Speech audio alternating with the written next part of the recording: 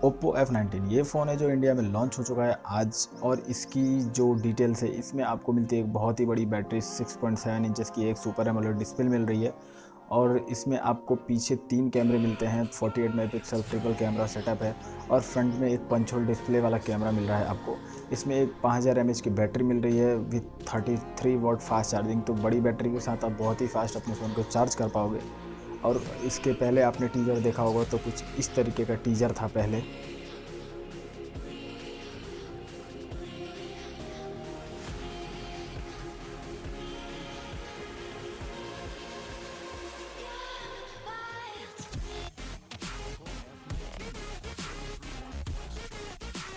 तो आपने अभी जैसा टीज़र देखा, ये फ़ोन बिल्कुल वैसा ही है और बहुत ही कमाल का फ़ोन होने वाला है, इसमें कोई डाउट नहीं है इस फ़ोन के बारे में। तो आपको जो प्राइसिंग जो भी अभी आने वाली है मैं डिस्क्रिप्शन में ऐड कर दूंगा, आप जाकर तक प्राइसिंग देख सकते हो, और अगर फ़ोन ख़रीदना चाहते हो तो जाकर परचेज़ भी कर सकते हो। देखते हैं इसकी सेल कब आने वाली है, तो इसकी सेल जब भी आएगी मैं आपको वीडियो बना के बता दूंगा। तो इस चैनल को सब्सक्राइब करके बेल आइकन प्रेस कर लो ताकि मैं वीडियो अपलोड करूँ तो आप मिस ना कर पाओ। तो मिलते हैं नेक्स्ट वीडियो में, तब तक के लिए बाय।